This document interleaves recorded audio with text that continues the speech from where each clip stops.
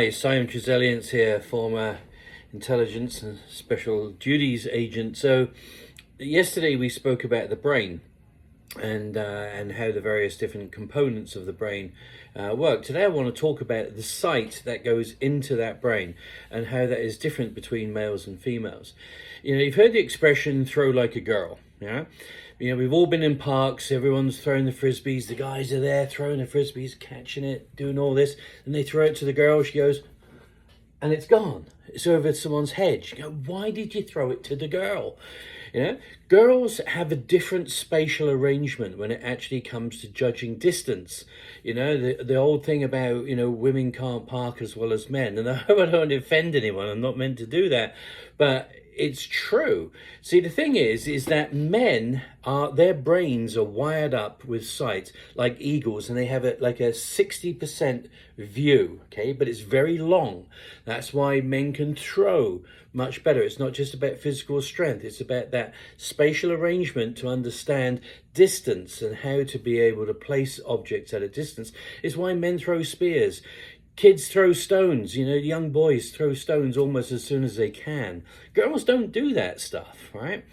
And it's because men are wired up like eagles. So eagles have this long sight, but it's very, very narrow. So therefore they have to turn their heads in order to see. And that's how eagles see, right?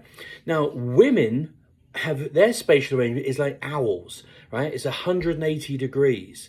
So therefore they have a very wide range of vision, but it's very short. Okay, so this goes back to the old hunter and gatherer. So the man was essentially the hunter. He was the one that threw spears at things. The woman was the gatherer. She would be the one, you know, to see the berries and to see the various different things to pick. So together, when you actually put them together, you had long sight and you had wide sight. So you could cover all of the bases. And that is why males and females started to work together in that way. Now, this would explain how a man can walk down the road with his partner by his side, yeah, and he sees the pretty girl in the bikini. So what does he do? Instead of, like, you know, he has to move his head.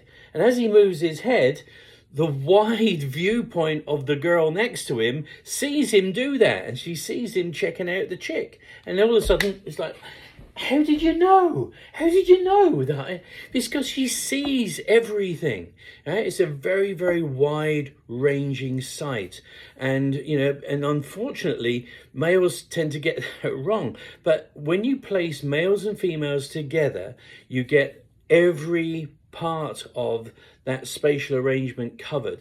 This was a survival tactic. It was a real survival tactic and actually kept us alive for a long time and kept us fed and also kept us safe and secure. You've heard of the old curtain twitching people, you know, mostly females, right? It's because they don't miss anything. They see everything in their environment, you know, and that is like the best way of security. So the women were really good at that because they would notice changes in their environment. Men wouldn't. They don't notice that change. They'll notice an aggressor coming, because that's how they look for. But women would actually be the ones that would actually gather the information. Men would then take the action.